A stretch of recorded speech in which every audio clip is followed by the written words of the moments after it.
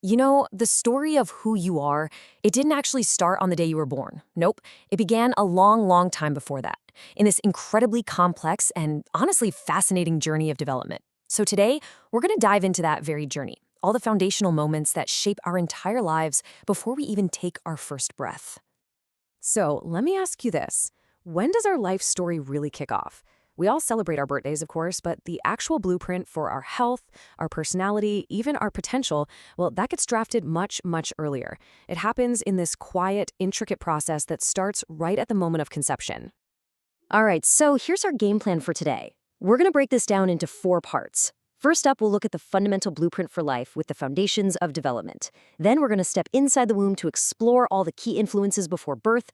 From there, we'll be there for a newborn's first checkup. And finally, we'll connect all the dots to see what the journey ahead looks like. Okay, let's start with the absolute basics, the foundations of development. You can think of these as the fundamental rules and, well, the blueprints that guide how a person is built right from the very beginning. So when it comes to development, timing is literally everything. There are these 2 key windows of opportunity. First, you have a critical period. This is a real now or never moment. A perfect example is a duckling imprinting on its mother. If that doesn't happen in a very specific, super short window right after hatching, it's not going to happen. Then you have a sensitive period. This is more like a best time for learning something. For us humans, our brains are just primed to learn language when we're little kids. Now, you can still learn a new language as an adult, right? But it's way, way harder because that prime time sensitive window has passed. The environment we're born into also shapes us in a huge way, and a key part of that is parenting style. As you can see here, they kind of fall into 4 main buckets. You've got authoritarian parenting, which is super high on rules but really low on communication. This can lead to kids who are obedient, sure, but might struggle with self-esteem. Permissive is the total opposite. Tons of freedom, but not a lot of boundaries, which can sometimes result in kids who lack self-discipline. Then there's negligent parenting, which sadly lacks both rules and any real engagement, and that poses some serious risks to a child's development. And finally, you have the democratic style. This one is often seen as the most beneficial because it balances clear limits with open, collaborative chats. It's that sweet spot, right?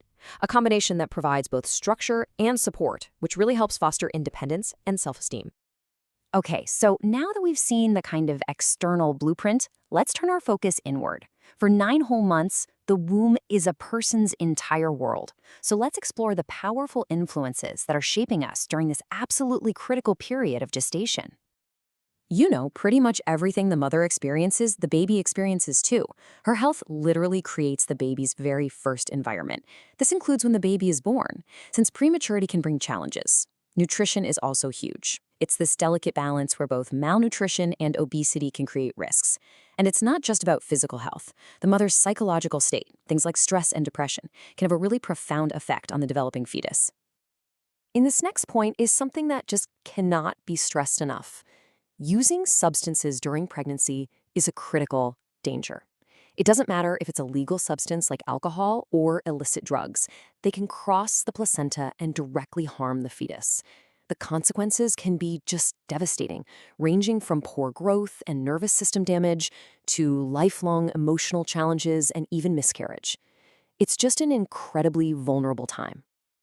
And hey, it's really important to remember, this isn't all just about the mother's health. The age of both parents really matters. For mothers, being very young or of advanced age can increase risks like prematurity. But something we don't talk about as much is the father's age. As men get older, the quality of their sperm can decline, and that's been linked to a higher risk of certain genetic mutations and even some psychiatric disorders in their children. And now, the moment everything has been building up to, birth. In these first few critical minutes of life, a newborn is immediately assessed with a series of quick but incredibly important health checks. One of the very first tests a baby gets is called the Apgar score. It's just a quick health snapshot taken at 1 minute and then again at 5 minutes after birth. And the acronym itself, APGR, is a perfect little cheat sheet for what doctors are looking for. A, appearance, which is skin color, P, pulse, their heart rate, G, grimace, which is their reflexes, A, activity or muscle tone, and R, respiration, their breathing. So each of those 5 areas gets a score from 0 to 2. A total score of 7 or higher is what doctors are hoping to see. It's a really good sign of good health. It's a simple but super powerful tool that gives a crucial first look at how the baby's doing and tells the medical staff if any immediate help is needed. But the Apgar score is just the beginning. A whole bunch of other crucial screenings happen right after. There's the well-known heel prick test, which checks for a whole range of genetic and metabolic conditions. Hearing tests are done to make sure the path for language development is totally clear. And exams of their eyes, heart, and reflexes all help to paint this complete picture of the newborn's health, catching any potential issues right from the get-go. So after this whole journey from conception all the way to birth, let's connect the dots. Why does all of this, the prenatal environment, the parenting blueprints, those very first health checks, why does it all matter so much for the journey ahead? Because it's all connected. See, human development isn't just a straight line of separate events. It's more like a complex, interwoven story where our biology, our psychology, and our environment are constantly talking to each other.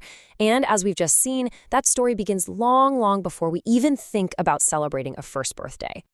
And all of this really leads us to one final crucial question. Knowing what we know now, knowing just how early the foundations for an entire lifetime are laid, how can we, as individuals and as a society, best support the next generation's journey, right from its very, very beginning?